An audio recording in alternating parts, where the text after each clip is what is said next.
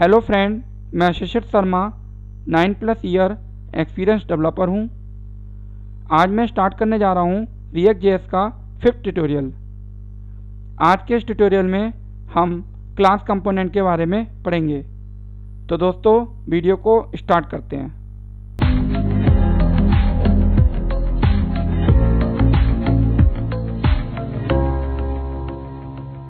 अब मैं अपने सिस्टम की स्क्रीन पे आ चुका हूँ। मेरे सामने React.js का प्रोजेक्ट ओपन है और ब्राउज़र पे रनिंग भी है। अब मुझे करना क्या है, सबसे पहले मैं क्या करता हूँ, ये app.js को ओपन करता हूँ और एक header.js को। तो ये header.js है, ये एक फंक्शनल कंपोनेंट है जो कि मैं app.js पे कॉल कर रहा हूँ। अब हमें क्या करना है, हमें आज क्लास कंपोनेंट बनाना है। तो स्टार्ट करते हैं। इसी कंपोनेंट्स वाले फोल्डर में बनाएंगे। इस पर क्लिक कर लीजिएगा और न्यू फाइल करेंगे।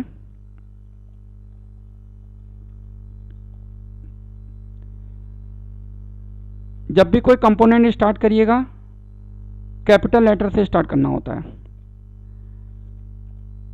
इंपोर्ट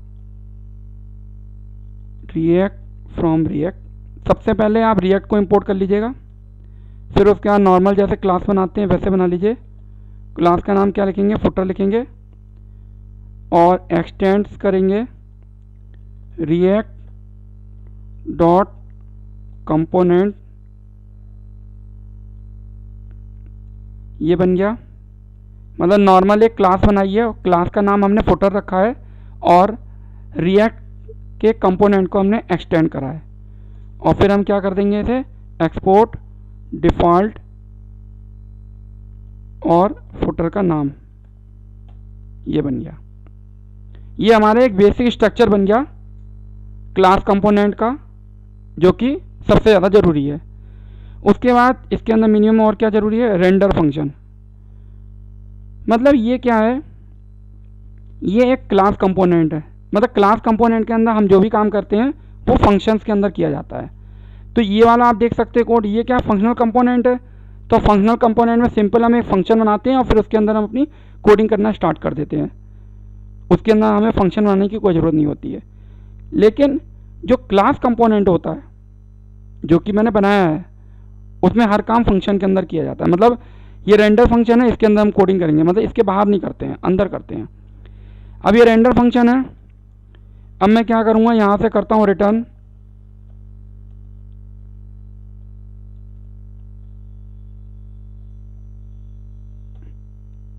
और यहाँ पे मैं लिखता हूँ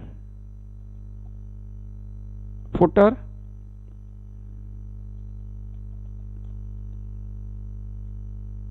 अब मेरा एक बेसिक React.js का क्लास कंपोनेंट रेडी हो चुका है। अब मैं क्या करूँगा, इसको कॉल करूँगा। यहाँ पे कैसे कॉल करूँगा, इंपोर्ट फुटर। ये देखिए इंपोर्ट भी हो गया और मुझे कॉल करना है फुटर। ये देखिए कॉल भी हो गया। अब हम अपने ब्राउज़र पे चलते हैं। ये देखिए, तो ये जो हेडर जो लिख के आ रहा है वो एक फंक्शनल कंपोनेंट से लिख के आ रहा है और जो फुटर जो आ रहा है वो एक क्लास कंपोनेंट से लिख के आ रहा है। दोनों के आउटपुट में कोई डिफरेंस नहीं है, लेकिन कोडिंग में डिफरेंस है। तो ये है हमारा फंक्शनल कंपोनेंट और ये है हमारा क्लास कंपोनेंट। अब बात यह आती है कि हमको कैसे पता चलेगा कि हमें कब क्लास कंपोनेंट बनाना है और कब फंक्शनल कंपोनेंट बनाना है।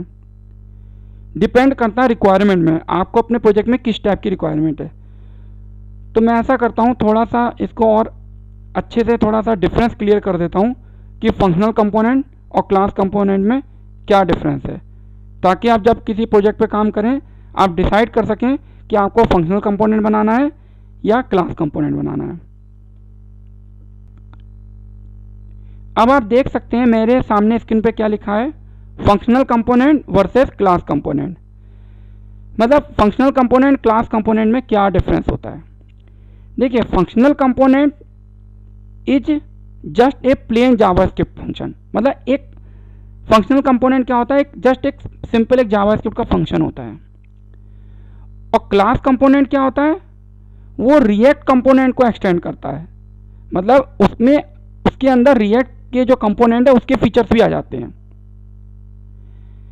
फंक्शनल कंपोनेंट के अंदर कोई रेंडर मेथड नहीं बनाना होता हमें, सीधे फंक्शनल कंपोनेंट के अंदर रिटर्न लिखते हैं और हो जाता है। लेकिन क्लास कंपोनेंट के अंदर हमें क्या करना पड़ता है, रेंडर फंक्शन बनाना पड़ता है, फिर उसके अंदर हमें रिटर्न लिखना पड़ता है। फंक्शनल कंपोनेंट के अंदर हम लोग प्रॉप्स एज ए आर्गुमेंट पास करते हैं। अब आप लोग सोच रहे होंगे प्रॉप्स क्या होता है, ये मैं आपको बाद में बता दूंगा, क्योंकि एक बार में सारी बात मैं बता नहीं सकता हूँ। बस आप ये समझ लीजिए फंक्शनल कंपोनेंट के अंदर प्रॉप्स जो पास होते हैं एज ए फंक्शन आर्गुमेंट पास होते हैं, और क्लास कंपोनेंट में वो हम थोड़ा दूसरे तरीके से यूज़ करते हैं। जब मैं प्रॉप्स बताऊंगा वो आपको वहाँ क्लियर हो जाएगा। फंक्शनल कंपोनेंट जो होते हैं वो आपके एक स्टेटलेस कंपोनेंट होते हैं, मतलब उनके जो डेटा को आप मेंटेन करके नहीं रख सकते हैं।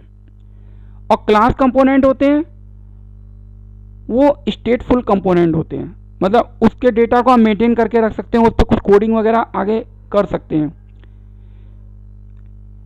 फंक्शनल कंपोनेंट की कोई लाइफ साइकिल नहीं होती है, मतलब जैसे कंपोनेंट डिड माउंट ये सब फंक्शन वगैरह उसके अंदर कुछ नहीं होते हैं। और जो क्लास कंपोनेंट होता है उसकी एक लाइफ साइकिल होती है, उसके कुछ फंक्शंस होते हैं जैसे कंपोनेंट डिड माउंट वगैरह। अभी हम ये सब अच्छे से पढ़ेंगे, बस आपको ये समझना है कि फंक्शनल कंपोनेंट और क्लास कंपोनेंट में डिफरेंस क्या है।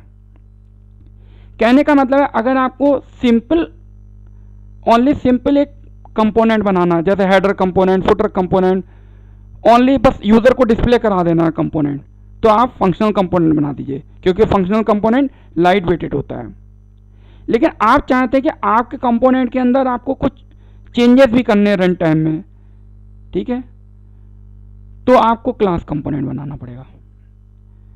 कहने का मतलब समझ लीजिए, जैसे अभी मैंने आपको बताया हेडर, जैसे हेडर एक कंपोनेंट हो गया, फुटर एक कंपोनेंट हो गया, लेफ्ट एक कंपोनेंट हो गया, राइट एक कंपोनेंट हो गया, मिडिल एक कंपोनेंट हो गया।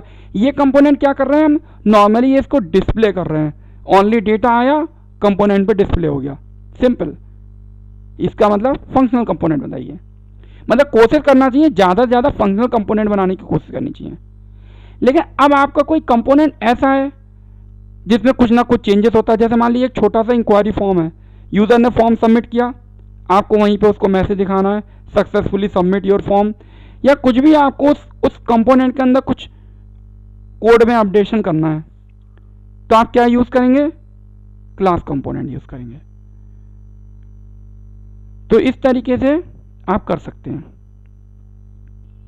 तो ये था मेरा क्लास कंपोनेंट जो कि मैंने आपको अभी बना के दिखाया है, और उम्मीद करता हूँ आपको क्लास कंपोनेंट समझ में आ गया होगा, और फंक्शनल कंपोनेंट और क्लास कंपोनेंट में डिफरेंस भी समझ में आ गया होगा।